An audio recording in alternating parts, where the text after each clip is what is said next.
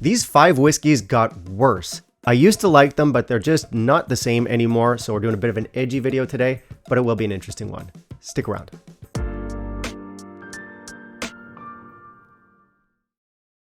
All right, so these 5 whiskeys got worse with time. Now, this could be a much longer video. There's plenty more brands out there that have kind of gone downhill with time, but I chose just 5 for today. I might do a follow-up at some point, so if you've got any suggestions, put them down below. As usual, got a bit of a disclaimer. This is not to say that these are bad brands. They're just brands that have done something to upset me personally as an enthusiast. And as an enthusiast who is also a YouTube influencer, I'm also a narcissist. So this is all about me. These brands have made me cranky, and now I'm going to whine about it. As I said, it's 5 brands today. This will be presented in ascending order of like what I care about. So number 1 will be the one that made me the crankiest. Obviously, for each brand, I'm going to tell you why I'm a hissy little missy, and I'll give you 1 bottle from each brand that I think exemplifies the problem. As always, I do have a mystery pour. It's in keeping with today's theme, so this is a brand that was much better back in the day. Your hint for today is that this is a mass-produced, often gifted bottle of whiskey from a major brand. I probably made it too easy today, but good luck guessing, and let's not waste time. Let's jump into our list. In the meantime, if you'll kindly leave a like down below, that'd be greatly appreciated. All right, at the back of this list, we've got the whiskey I care about the least, which is not to say that I don't care, all right? Still important to me. I've got Speyburn, and Speyburn, still a decent whiskey, but it was better before. So what happened? Why did this go downhill?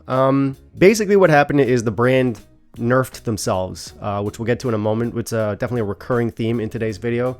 Listen, Speyburn, it got really popular for a while. The 15 and the 18 were popularized by Ronnie over at the Aquatic Vital channel, and this was a few years back. And yeah, the 15 and the 18 became basically enthusiast darlings for a while, and then a couple years back in 2024, the brand had an epiphany. They said, you know those 2 whiskeys that everyone loves because they're delicious, well-made, fully crafted, well-aged, at a reasonable price? Let's get rid of all of that. Why don't we drop the ABV down to 40%? Let's pump up the price by like 10 pounds. The people are going to love it. Now, I haven't bought the new versions. I did try a sip of the newer 18, and it's what you'd expect. It's still good, man. It tastes good. It tastes like a well-matured, sherried whiskey. It's delicious, but it just is less complex, less intense, and less interesting than the previous version. So, again, they nerfed it.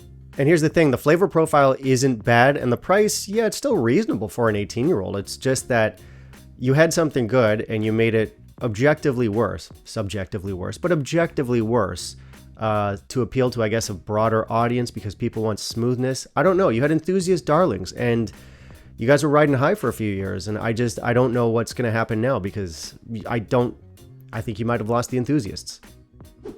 All right, at number 4, we have Glendronach. Now, this is kind of an infamous case. I would not call Glendronach a bad brand at all. I do think they make good whiskey, but a lot of you might remember the fiasco a few years back where they took unchill filtered or non-chill filtered off of their labeling. I think it was Ralphie who called them out on that. They gave a sort of like markety, nebulous answer, and I don't know that the brand has recovered in the eyes of enthusiasts since then. A lot of people took that to mean that they are actively changing the formula to their whiskeys and they're going to start chill filtering across the board. The brand said that that is not necessarily the case, and they kind of pivoted. They wanted to allow more flexibility. Now I'm paraphrasing here, but they said stuff along the lines of they sometimes use minimal filtration for consistency and clarity. They could not guarantee the strict definition of non-chill filtered in all cases. So they removed the label to avoid being legally absolute in marketing language. So, I mean, make of that what you will. Now, I would rather have a fully crafted whiskey as much as the next guy, and I would prefer it be non-chill filtered. I think most people would. That said, I don't make as much noise as a lot of other people out there about it, but if it's important to you, I do understand it, and I do respect that. For me, good whiskey is good whiskey. If something is chill filtered, but it still tastes good, cool. Better if it isn't, but if it is, fine. To be perfectly honest, that's not my biggest issue with Glendronach. I still enjoy their whiskeys, but the issue is that it's just not as much as I once did. And I mean, I think a lot of you already know that Billy Walker sold the company to Brown-Forman in 2017. And I think since then, it's been slightly less interesting. I do think their new master blender, Rachel Barry, is very talented. I've heard she inherited some less than ideal casks. That's gossip, but we won't go there. No, I just think that the whiskey itself is more interesting back in the day. Even as someone who's not the biggest Billy Walker fan, the man leans very heavily into sherry, but they had some bangers back in like the mid 2010s that I was just loving. And nowadays, when I buy stuff like the 15, the 18, the 12, I enjoy them, but I don't get excited about them. But actually, Glendronach isn't quite as egregious as most of the whiskeys on this list because they still actually give us good specs and they still actually give us good whiskey. The 15, the 18, they're still fully craft. They're 46%. I don't know about fully craft because of the non-chill filtered thing, but they're still 46%. So they've got the intensity and they're still very well-made whiskeys. So I'm not as angry with them as I am with the others. But yeah, that like mid 2010 era, that was such a great time to be a Glendronach fan, especially here in Taiwan. We had all these really great, high quality, relatively affordable single casks on the market. Good fun. Now, will I buy Glendronach again? Yes. All right, at number 3, we have AnCnoc. AnCnoc? See in the comments. I think it's AnCnoc. Anyway, this is going to be the most recent example on this list of a brand pissing off enthusiasts. And listen, you can say that enthusiasts are just a tiny fraction of the market, and you can tinker with your whiskeys to make them easy, smooth sippers, and you can lean into gimmicks and marketing nonsense in order to pull in a broader demographic. But what you can never do is stop enthusiasts from whining. We f***ing love it. Anyway, yeah, AnCnoc rebranded this year and dropped their ABV. Classic. Now, AnCnoc used to have a 16-year-old years back. It was delicious whiskey. It was, I believe, fully crafted. It was definitely 46%. Yeah, good stuff. Then a few years back, they rebranded and they gave us an 18-year-old to replace the 16-year-old. Also fully craft, also delicious. But now, earlier this year, they brought out a new 16-year-old, and this time it's 43%, presumably chill filtered, and I believe it's colored. I can't confirm, but I think that it is. Yeah, and I checked their website. They haven't even updated their website. You have the old lineup with the 18-year-old still up on the website, so they're a little bit behind. But yeah, I think the 18 is going to be thinning out on the shelves. The 24-year-old, which was a great buy back in the day, has been tough to find on the shelves for a few years now.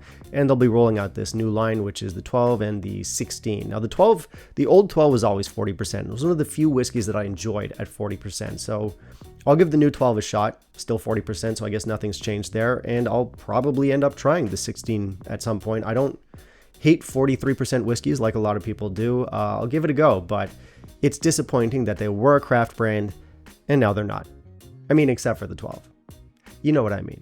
All right, number 2, I think is going to surprise a lot of you because it is a very big, very corporate, mass-produced brand, and the bottle that I missed the most was never even at 46%. It was never a craft whiskey. It was colored and it was chill filtered, but I loved it. Now, the brand is Glenlivet, and the bottle that I'm exemplifying here, or using as an example here, is the 18-year-old from a few years back.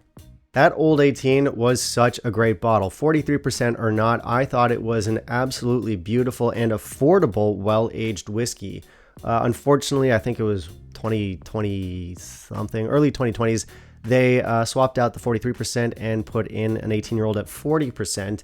I did try the side-by-side, and as you'd expect, it was less interesting and underpowered. Now, I often do little rants on the channel where I talk about, yeah, of course I prefer, either craft whiskeys that are 46% or higher. Of course, that's the ideal, but I can accept whiskeys, rarely at 40, but I can accept whiskeys at 43% as long as they nail the flavor, nail the quality. And I think Glenlivet 18 might have been the bottle that kind of sold me on that approach, where it would be better if it was craft, but it's not, and I can accept you just the way you are. But yeah, I really did like that 18 at 43%. I thought it was a great whiskey, and when they downgraded to 40%, just a 3% downgrade, but it did affect the flavor and the intensity and all that, and it was worse off for it, and I don't buy the 18 anymore. And that's unfortunate because I don't buy much from Glenlivet. They're affordable stuff. The 12, I think it's fine for entry level, but I'm a little bit posh, and yeah, the one that I always loved historically was the 18, so that one did hurt a little bit when we lost it. I will say I like the Glenlivet house style though. It is a really good house style, especially for how big and commercial they are. It's one of those brands that can work with pretty much anything. You can have a gentle refill bourbon cask or a full-blown, you know, intense sherry bomb. It can work. The liquid can work with pretty much anything you throw at it, and it is a good whiskey. But yeah, the old 18 is sorely missed, and that's my point. All right, number one is a heartbreak, and that is Talisker. Now, Talisker is a bit of a unique case because I don't think the brand has gone downhill across the board, but I do think that their entry-level offerings are just not nearly as good as they used to be. The thing about Talisker is that they didn't change in terms of like the ABV or anything. It's still 45.8%. It's always been colored. I'm pretty sure it's always been chill filtered. It's just the quality of the whiskey. Stuff like the Talisker 10-year-old or the DE, the Distiller's Edition, these bottles were staples in my cabinet when I was just a budding, naive, fresh-faced young alcoholic. But those bottles just are not the same anymore, especially the 10, especially after they rebranded the labels a while back. It's still Talisker. It's still got the Talisker flavors. It's got the coastal elements, you know, a little bit peppery, mineralic. Everything that makes Talisker Talisker is still in there, but it comes across simpler and flatter. The good news, though, is that it's not all bad news because I have always been a sucker for aged Talisker. Is it expensive? Yes. Is it overpriced? It's Diageo? Yes. But stuff like the 18 and the 25, I've had the newer bottlings of them, and they are still excellent. But stuff like the 10, the no age stated releases like the Storm, it's all the entry level stuff that for me has really suffered after the rebranding. That said, Talisker, as far as I'm concerned, one of the greatest whiskey brands of all time.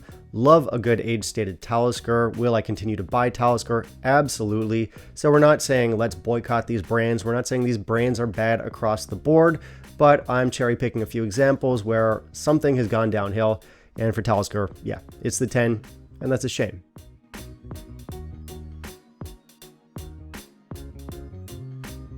All right, that was the list, guys. As always, I hope you enjoyed it, and as always, I want to hear from you. So what did you think of today's choices? Was I right? Was I wrong? How would you order them? And of course, what other brands might I include in my next video? Give me some other examples of whiskeys, whiskey brands, whiskey bottles that have gone downhill. And finally, if you stuck around to find out what the mystery pour in the glass is, your hint was that this is a mass-produced, often gifted bottle. What I'm drinking is Johnnie Walker Blue. This one is from 2002, and if you compare the old and the new, what they say is true. The new isn't as good. Now, Johnnie Walker is not an enthusiast whiskey. I do realize that, and the blue in particular gets a bad rap, as it should, because it's overpriced and it's got weak specs, so it's not designed for the enthusiast anyway. It's a corporate gift. But because this is a big commercial, mass-produced whiskey, it is one of the easiest whiskeys that you can find in its older versions. We're talking if we go back, a couple decades, potentially more. There's bottles out there from 60s, 70s, 80s. Of course, they're going to be more expensive, but they're not going to be as expensive as single malts from that era. So it does allow a bit of a view into the past without necessarily breaking the bank. And you'll find that even for your commercial, mass-produced, blended whiskeys, things were just better back in the day. And that's true of the blue. So yeah, the new blue is a shadow of what we've got in the bottle here. And that is the end of my little rant, and it's also the end of the video. So guys, thank you very much for watching as always, and if you want to help support the channel, remember it's all me. Scripting, shooting, editing, one-man show. Could always use a bit of help, so if you want to do that, I will put Patreon and PayPal links down below. And I guess that brings us to the end of the video. Looking forward to reading your comments on which whiskeys have gone downhill, and I will see you in the next video. Bye guys.